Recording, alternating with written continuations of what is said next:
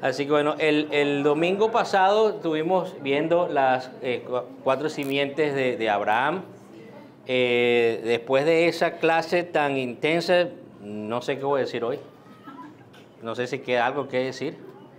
Pero en resumen, una de las cosas que escuché de varias personas, y yo mismo opino lo mismo, que Pastor Josué nos resumió Génesis,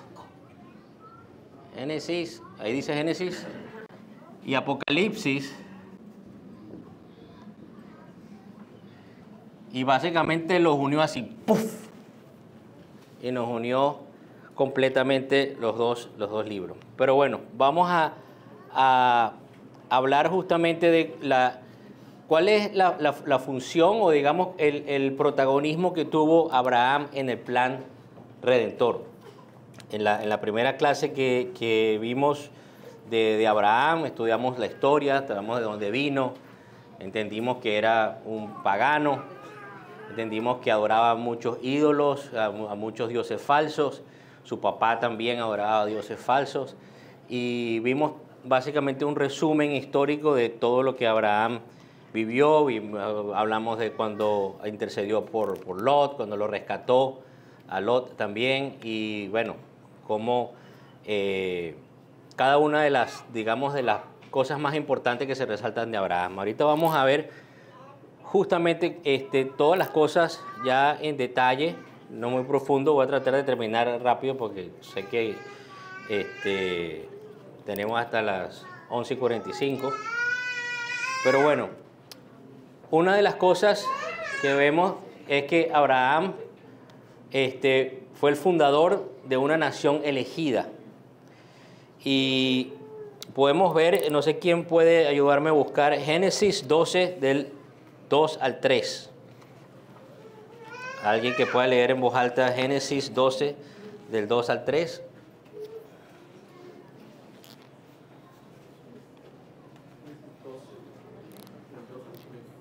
Y haré de ti una nación grande y te bendeciré y engrandeceré tu nombre y serás bendición.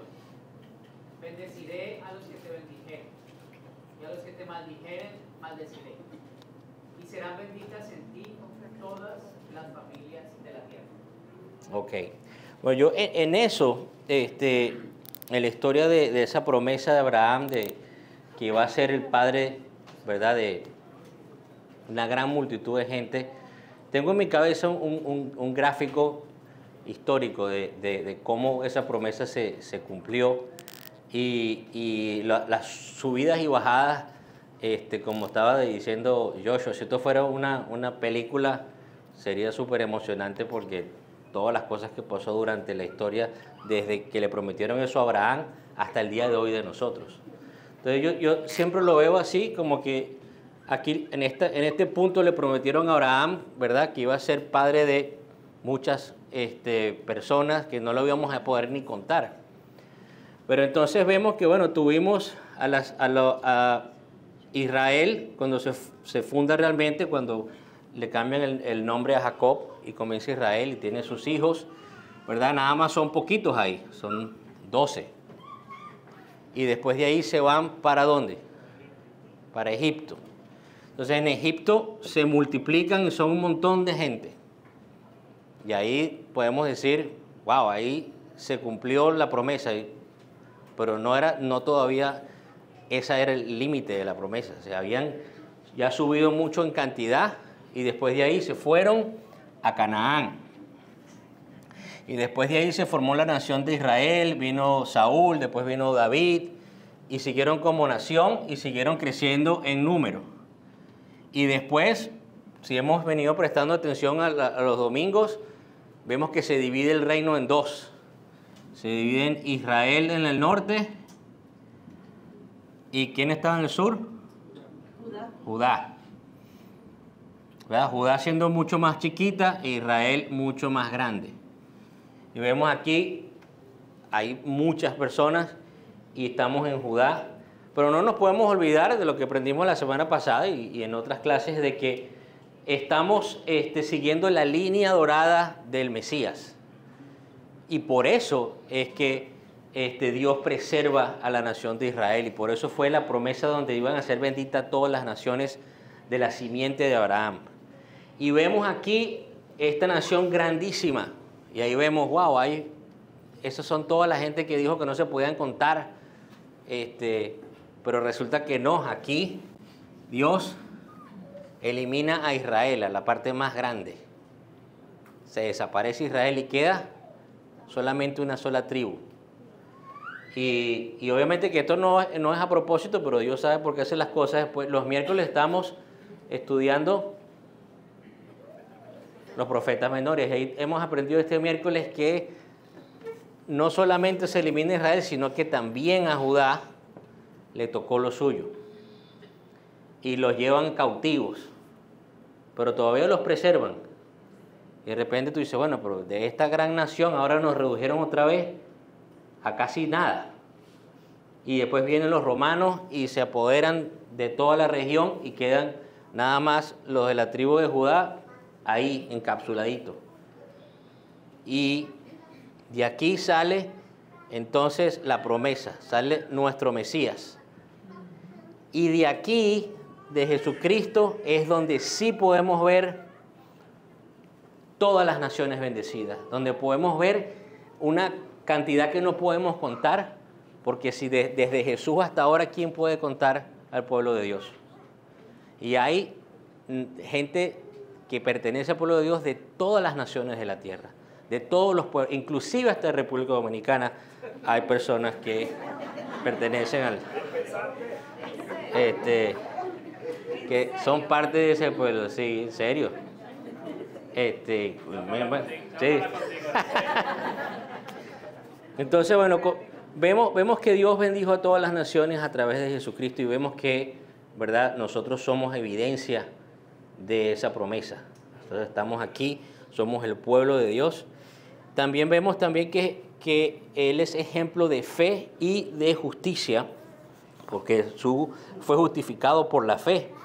¿Quién puede buscar, una persona que busque Génesis 15:6 y otra persona que busque Romanos 4, 1 al 3, y otra persona que busque Gálatas 3, del 6 al 9? Entonces, quien tenga Génesis 15:6. Y creyó a Jehová, y le fue contado por justicia.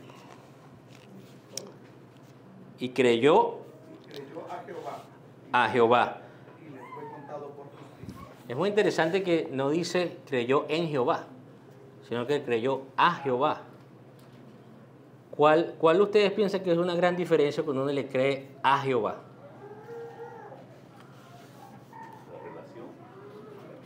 Hay una relación. Le creyó a la persona, le creyó a él, porque fue directo a la relación. Claro, hay una cosa muy importante que vamos a ver durante toda la clase, que es la importancia de esa palabra a Dios. Porque usted puede ahorita ir a cualquier sitio en Latinoamérica y una gran cantidad de gente innumerable le va a decir, ¿tú crees en Dios? Sí, yo creo en Dios. ¿Y tú crees en Dios? Yo creo en Dios. Dios existe. Pero le crees a Él. Crees lo que Él dice en su palabra. Y eso aplica no solamente a la gente inconversa, sino también a algunos cristianos. Yo tengo información del pastor que en esta iglesia no pasa eso, pero hay otras iglesias que sí pasa, donde los cristianos a veces no le creen a Dios, y vamos a entrar en detalle eso más adelante. Con la próxima cita de Romanos 4, del 1 al 3, ¿qué dice Pablo? ¿Qué pues diremos que halló Abraham nuestro padre según la carne? Porque si Abraham fue justificado por las obras, tiene de qué gloriarse, pero no para con Dios. Porque, ¿qué dice la Escritura? Creyó Abraham a Dios y le fue contado por justicia. Pero al que honra no se le cuenta el salario como gracia, sino como deuda. Amén. Y Gálatas, ¿quién tiene Gálatas 3? Del 6 al 9.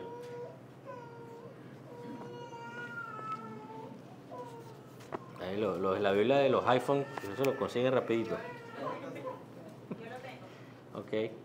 Gálatas 3, del 6 al Ajá. Así Abraham creyó a Dios y le fue contado por justicia. Sabed, por tanto, que los que son de fe, estos son hijos de Abraham.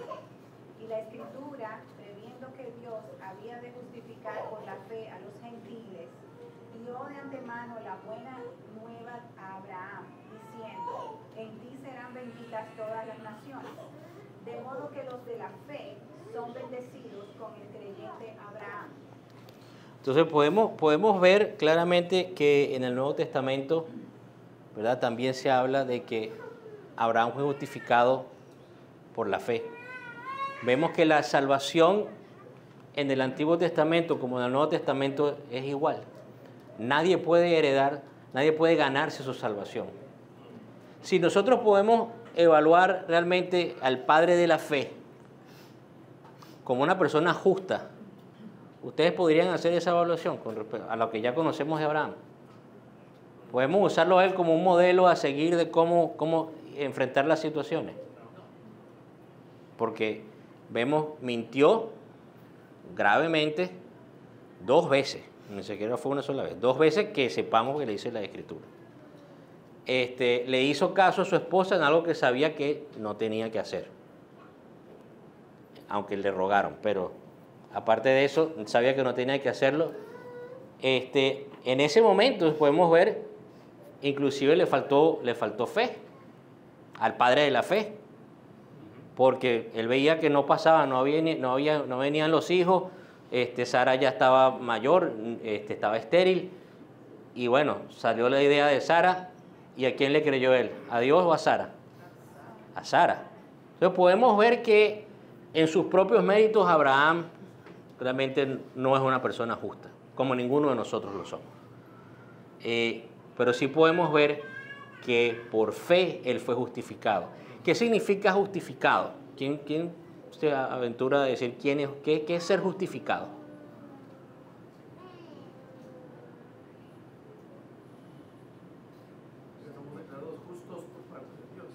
Que somos declarados justos, y esa justicia te declaran justo porque realmente te portaste muy bien.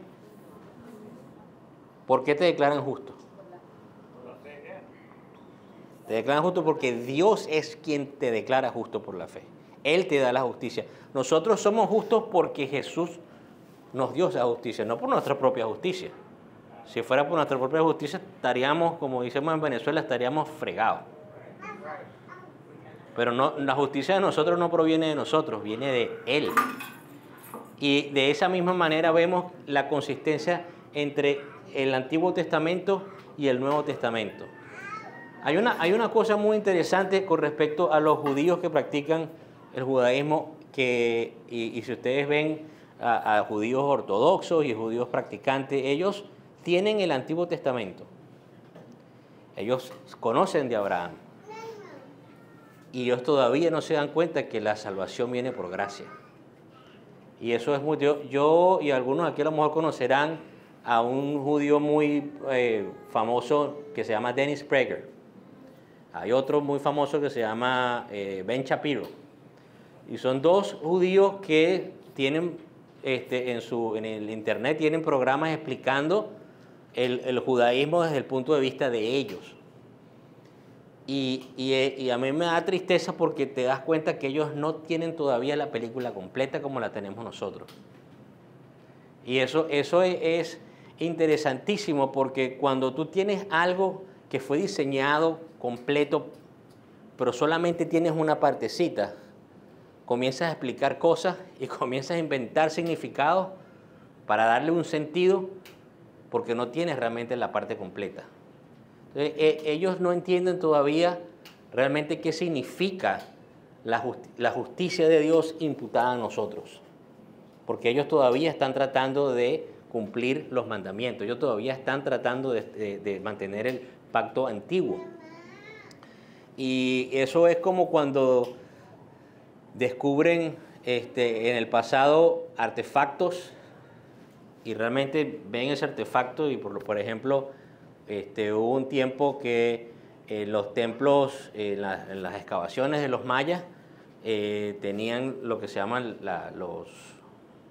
campos donde supuestamente ellos hacían deporte.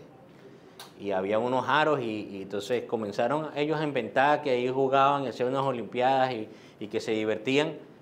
Y obviamente como los arqueólogos no, lo que hacen es básicamente tratar de interpretar lo que están viendo, comienzan a interpretar cualquier cosa, hasta que después salieron los escritos, que ahí realmente no se hacía deporte como nosotros aquí, que era para jugar fútbol y después celebrábamos y salíamos. No, el que perdía lo mataban.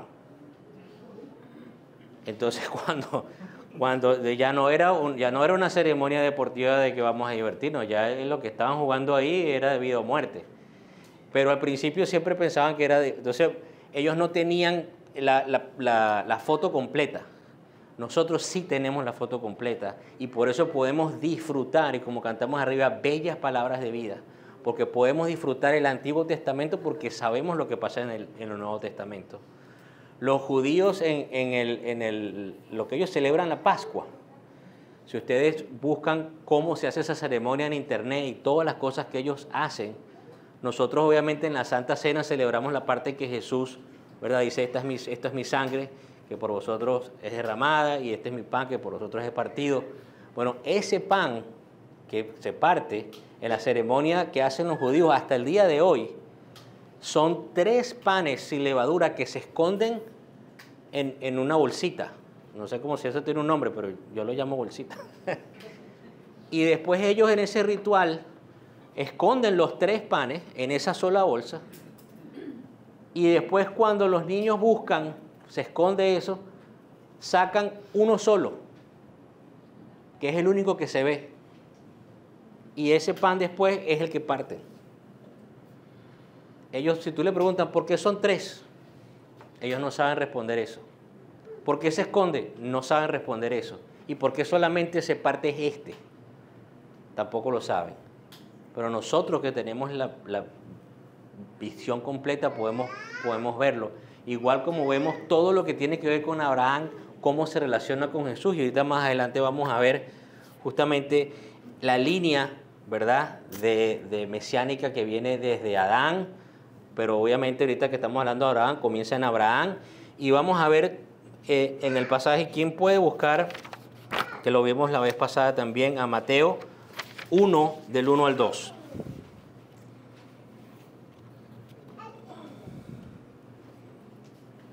Libro de la genealogía. Uh-huh. Libro de la genealogía de Jesucristo, hijo de David, hijo de Abraham. Abraham engendró a Isaac, Isaac a Jacob y Jacob a Judá y a sus hermanos, a Judá y a sus hermanos. Versículo 3, Judá engendró... No, yo creo que hasta ahí está bien.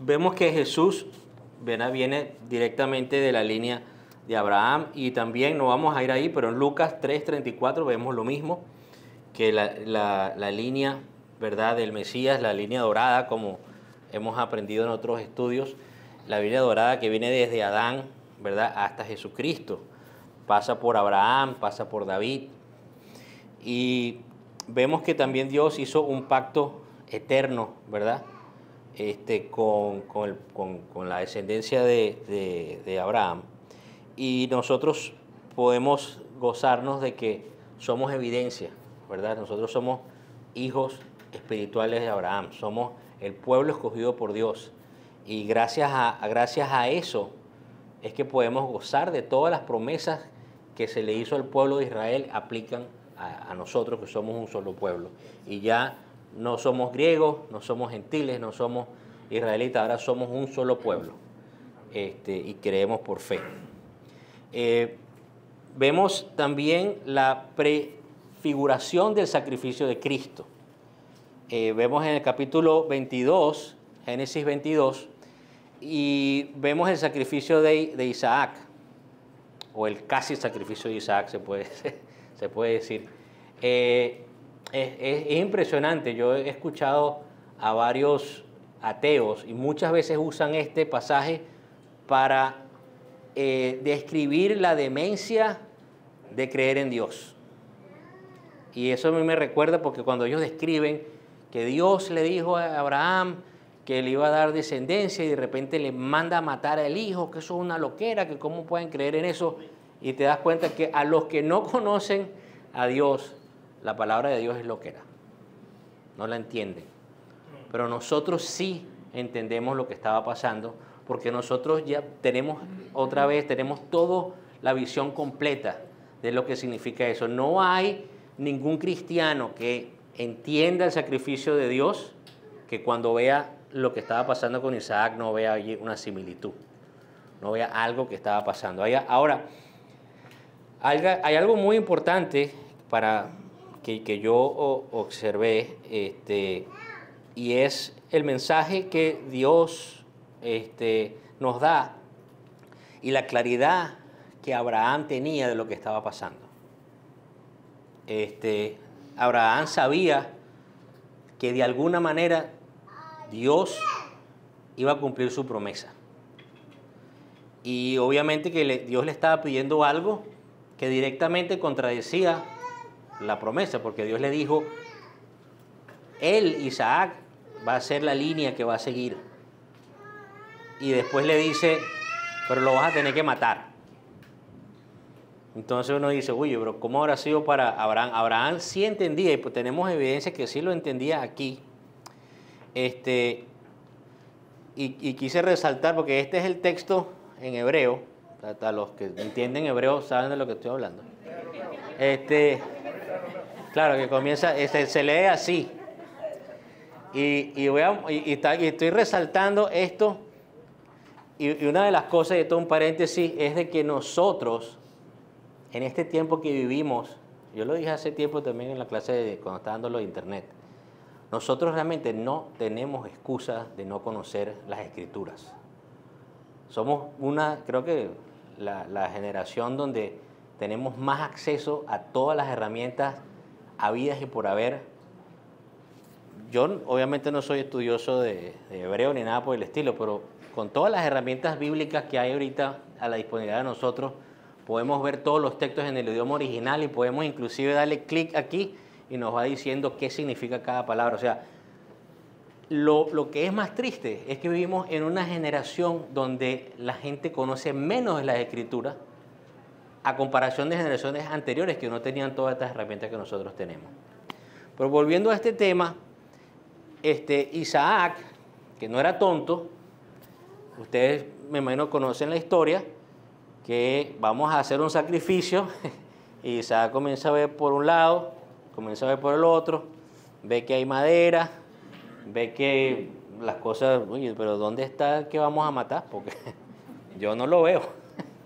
Y le dice al papá, mira, estoy viendo que tienes todo aquí arregladito, pero ¿y el sacrificio?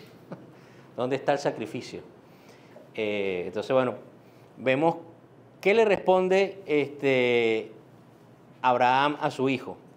Busquemos capítulo 22, versículo 8. ¿Quién puede leer eso rapidito?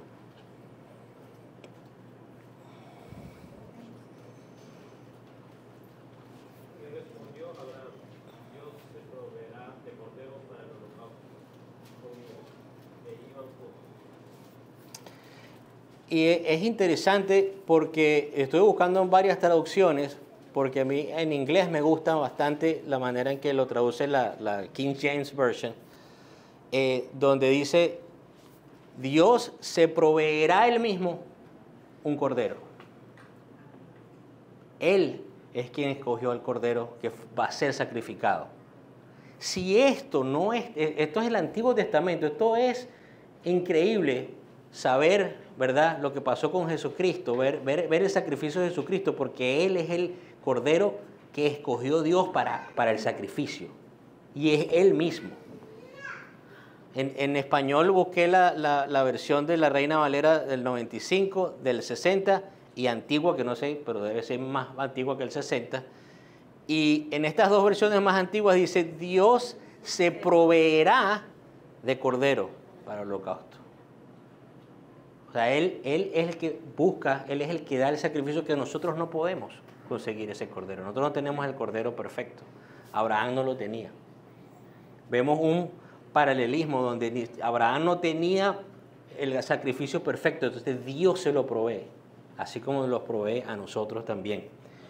Es hermoso ver eso, y aquí entendemos que Abraham sabía lo que estaba haciendo. Abraham sabía que él no iba a terminar asesinando a su hijo. Abraham sabía que, aún algunos estudiosos dicen, él sabía que si lo mataba Dios se lo iba a resucitar, porque Dios le había prometido que a través de él iba a haber la promesa. En hebreo dice, Abraham estaba convencido de que si lo mataba, Dios lo iba a resucitar. Dios lo iba a resucitar. Sí, pero lo que dijiste que van a saber que no lo iba a matar, eso no así. Él confiaba que Dios lo podía resucitar de los muertos. No, lo que digo que no iba a quedarse muerto, pues es lo que quise decir. O sea, que él sabía que a través de Isaac iba a haber la promesa. De alguna manera, él no sabía cómo Dios iba a hacer. Dios no sabía que Dios iba a traer al cordero ahí milagrosamente, que iba a estar ahí esperándolo. Él no sabía cómo iba a ser, pero él confió. Él confió que eso iba a ser así. Sabemos, bueno, que es el padre de todos los creyentes, es el padre de la fe. Alguien que pueda buscar Romanos 11, de 4:11, perdón.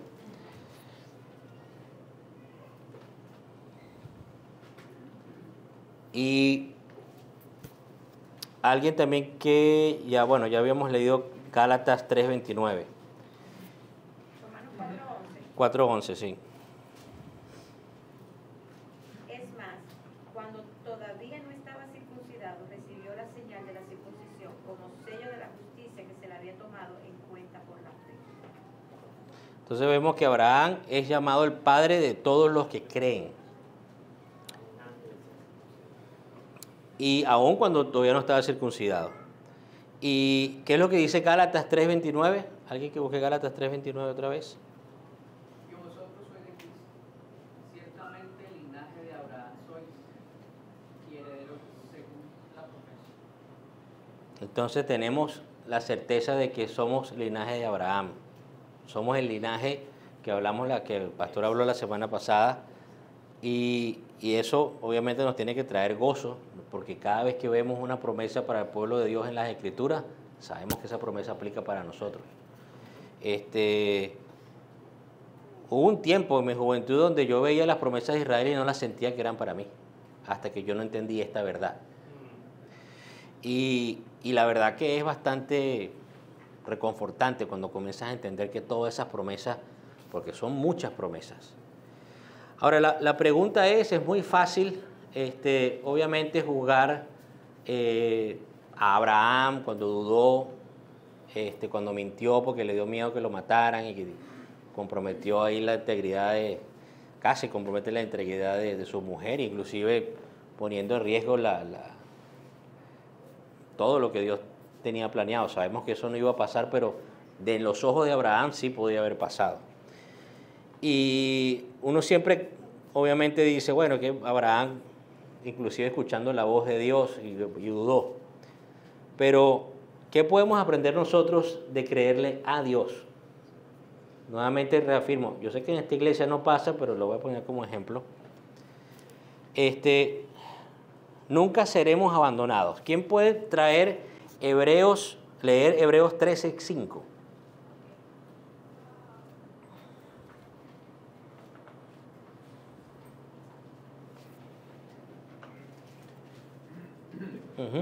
Sean vuestras costumbres sin avaricia, contentos con lo que tenéis ahora, porque Él dijo, no te desampararé ni te dejaré. Entonces nosotros sabemos que no seremos desamparados. Ahora, sabemos que hay algunos cristianos que no vienen a esta congregación, que en situaciones difíciles se ponen ansiosos, se ponen nerviosos, se estresan de una manera increíble. A mí me ha pasado. Creo que soy el único de esta iglesia que le ha pasado eso. Y aquí es donde nos preguntamos, ¿le creemos a Dios? Si Él nos dijo que no nos va a desamparar, cuando dudamos, no le estamos creyendo a Dios. Creemos en Dios, pero le creemos lo que Él nos dice en su palabra. La paz, Juan 14:27. ¿Quién puede buscar 14:27? Y para que nos alcance el tiempo, alguien más que busque Romanos 8:1 y otra persona que busque Santiago 1:5. La paz os dejo,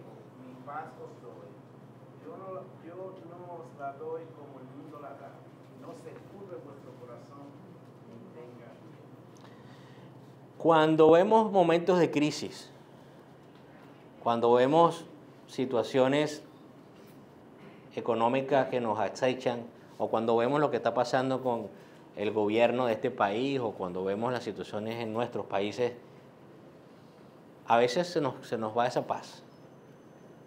Nosotros creemos lo que Jesucristo nos está diciendo. Como cristianos estamos realmente creyéndole a Dios. Porque nuevamente lo repito y lo voy a repetir hasta el final de la clase. Creemos en Él, pero le creemos a Él lo que Él dice. Y ahí es donde lo ponemos a prueba. ¿Quién tiene Romanos 8:1?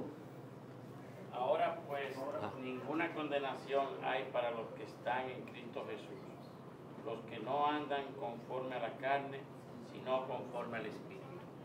Entonces, si nosotros somos creyentes de verdad, no tenemos ninguna condenación. Pero hay cristianos, hermanos, que viven en condenación. Hay cristianos que no creen esta palabra. Hay cristianos que viven como que ellos tienen que vivir una vida porque Dios les va a caer un rayo si no se comportan como tienen que comportarse, y están todo el tiempo viviendo en miedo. Si nosotros... Si está en condenación, no es cristiano. Exacto, si está en condenación no es cristiano, pero justamente lo que estoy hablando es de esa parte. Le creemos a Dios en su palabra. En nuestro corazón tenemos esa paz de que realmente no somos condenados. Santiago, ¿qué dice Santiago 1:5? Si alguno de vosotros tiene falta de sabiduría, pídala a Dios, el cual da a todos abundantemente y sin reproche, y le será dado. ¿Creemos eso? Amén. Porque muchas veces inclusive cuando tenemos que orar con alguien, a veces nos intimidamos, o cuando tenemos que lidiar con una situación, pedimos sabiduría creyendo firmemente que Dios nos va a dar la sabiduría. Porque una cosa es leerlo, otra cosa es decirlo, pero otra cosa es realmente creerlo y vivirlo. Y saber de que cuando nosotros necesitamos sabiduría, que en mi caso es todos los días, uno la pide y nos la va a dar un poquito nada más, ¿cierto? No. ¿Cómo nos la va a dar? En abundancia. En abundancia. ¿Cuántas veces nosotros pedimos sabiduría? Creyendo esto. Esto es creerle a Dios. Si Dios dice que nos va a dar sabiduría en abundancia, nos va a dar sabiduría en abundancia. Pero tenemos que vivir creyéndolo. No nada más un versículo que recitamos. Juan 16:33. ¿Quién puede leer en voz alta eso? Juan 16:33. Yo la tengo. Ajá. Estas cosas os he hablado para que en mí tengáis paz. En el mundo tendréis aflicción, pero confiad, yo he vencido al mundo. Amén. En el mundo tendremos aflicciones, pero confiad, porque Él ha vencido al mundo. Lo creemos. Vivimos así. Cuando vemos a los malos ganar, cuando vemos las noticias y vemos que la maldad está triunfando, ¿le estamos creyendo a Jesucristo que Él venció todo eso ya? ¿O nos mortificamos? Cuando vemos en las noticias realmente que las políticas están favoreciendo a los malos, cuando vemos, como estaba hablando George, cuando vemos en las redes sociales que la brujería cada vez está siendo más aceptada en la juventud, cuando vemos toda esa maldad triunfar, ¿le creemos a Jesucristo que Él dijo que Él ya venció eso? Cuando nos persiguen a nosotros por ser cristianos, cuando se burlan de nosotros, cuando inclusive todavía no lo estamos experimentando muy seguido, pero en este país probablemente nos van a perseguir cada vez más. Vamos a estar creyéndole a Dios en esa circunstancia que Él ya venció todo esto. Y cuando creemos, también nos pasa como le pasó a Abraham, obedecemos. La única manera que nosotros podemos obedecer es si creemos.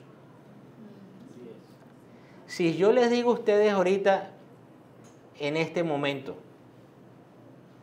que hay una bomba que va a explotar en 10 minutos en este mismo sitio, por favor salgan del edificio. ¿Cuántos de ustedes se van a parar? No. Solamente los que me crean, que básicamente es nadie porque ninguno se paró. Ahora, si ustedes me creyeran, Ni tu mujer te creyó a ti. ni siquiera mi mujer me creyó.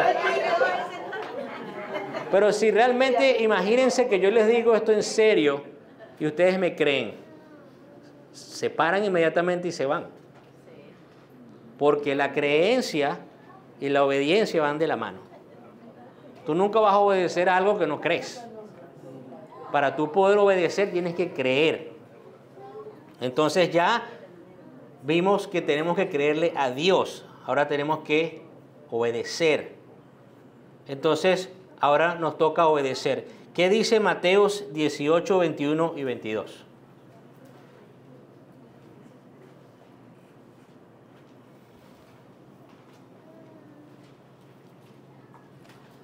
Mateo 18, 21 y 22.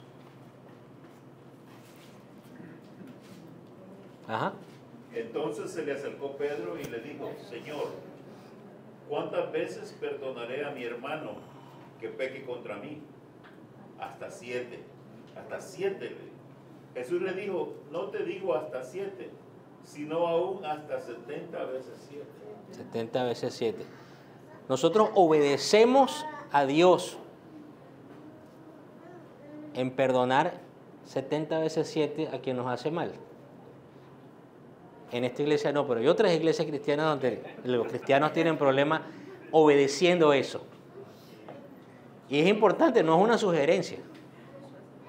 No es así, bueno, si les parece, si el que les hizo mal es medio bueno con ustedes, o si no es tan malo, o si lo que les hizo no es tan grave, perdónenlo 70 veces 7. No, ¿verdad? Dice, perdonen 70 veces 7. No da condición de qué vas a perdonar y qué no vas a perdonar, ni a quién vas a perdonar. ¿Obedecemos nosotros o no obedecemos? Porque esto no se trata de si yo siento. De que, bueno, es que no siento perdonarlo, no me sale. Ajá, sí, yo no. Pero aquí no nos están diciendo si lo sientes. Aquí te están dando, sí. Volviendo a Abraham de nuevo, Santiago dice que su obediencia fue lo que probó su fe. Sí, fe sin obra es muerte. La obra de obediencia de Abraham es lo que demostró que él tenía fe. Y ahí se cumplió la palabra de que su fe le fue tocada. Eso es lo que dice Santiago. No, por supuesto. Y por eso es que estoy haciendo, el otro slide era si realmente le creemos a Dios, porque si le creemos vamos a obedecer. Y justamente la prueba de que creemos es si obedecemos. Porque si no obedecemos, no creemos.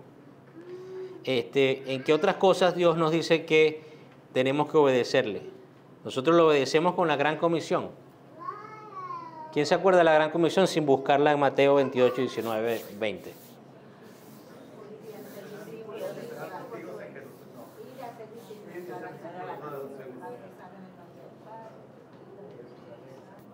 Y eso, nuevamente, eso no es una sugerencia. Eso nos los mandaron para que lo hagamos. Pero como está diciendo nuestro hermano, si no creemos a Dios, no vamos activamente a obedecerle. La prueba de que nosotros creemos es por lo que obedecemos. Si usted le da una orden a su hijo y su hijo no le cree lo que usted está diciendo, no lo va a obedecer. Pero si él le cree, le va a obedecer. Y lo mismo pasa con todo. Si no creemos, no vamos a obedecer.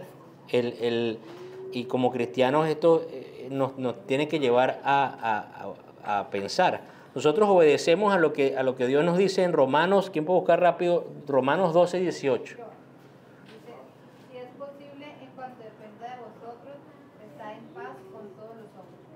¿Nosotros obedecemos esto o a veces hacemos rencillas con otra gente o a veces metemos a veces cizaña a veces cuando conviene? A veces, ay no, mira, ¿qué tal? Mira, no, que el hermano Josué, tal cuestión, ¿cuál es la otra? O ay, me hizo, mira como, no me invitó para fuego echado el Día del Padre con él. Es importante porque estas son cosas que tenemos que obedecer. Son cosas que nosotros tenemos que ser pacificadores, tenemos que buscar la paz. Cuando uno está en una conversación y la cosa se pone buena y la gente comienza a decir, ay, que este me dijo tal cosa, ay, que el otro. Nosotros que estamos llamados por órdenes de Dios a hacer. Tenemos que crear la paz. No podemos seguir metiendo, como dice en Venezuela, casquillo. No sé si se dice en otros países así. Pero metiéndole leña al fuego. Nosotros no nos han llamado para eso. Y nos han llamado a estar buscando problemas gratis. Estamos llamados a ser pacificadores, a buscar la paz. Sí, hermano, en Santiago 1:6 dice, o sea, uno pide sabiduría, pero dice que pida con fe, no dudando nada, porque el que duda es semejante a las olas del mar, es arrastrado de un lado a otro. O sea que es necesario pedir con fe, pero creer que Dios nos va a dar esa sabiduría. Exacto, y justamente va otra vez con el mismo principio. Nuestra prueba realmente de que creemos es porque obedecemos. Y si Dios nos dice pida con fe, tenemos que pedir con fe, esperando que nos van a dar esa sabiduría. Sabemos que vamos a sufrir como cristianos. ¿Estamos dispuestos a sufrir como cristianos? En Primera de Pedro dice que muchas personas pueden sufrir por malas decisiones. Y estamos dispuestos a sufrir por malas decisiones. No estamos dispuestos a sufrir por el Evangelio. ¿Cuántas veces nos va a pasar, si ya no les ha pasado, probablemente les haya pasado en algún momento, donde pueden perder su empleo por ser cristiano? Si ustedes le llegan a decir, por ejemplo, que tiene que hacer, apoyar una marcha, por ejemplo, en el futuro, tiene que ir por un evento para apoyar este mes de orgullo gay. Y el que no vaya en la compañía para esa marcha, votado. Por racista, por fóbico, homofóbico, lo que sea. ¿Estamos dispuestos a quién le estamos creyendo? ¿A Dios o al mundo? Como cristianos vamos a estar en muchas situaciones donde tenemos que tomar la decisión de obedecer. Cuando estamos en una situación donde sabemos que para salir nosotros podemos decir una mentirita blanca o podemos decir la verdad y nos vamos a meter, la situación no va a ser como nosotros queremos. ¿Qué hacemos como cristianos? ¿Obedecemos y decimos la verdad, no importa qué? ¿O hacemos como el resto de la gente donde dice, bueno, voy a hacer una mentirita blanca para que las cosas no me vayan tan mal? Si nosotros realmente le creemos a Dios, tenemos que hacer lo que Dios quiere que hagamos, no lo que nosotros pensamos que tenemos que hacer. Entonces, bueno, con eso concluye la clase de hoy de Abraham. No sé si tienen comentarios o preguntas para que Josué se las responda.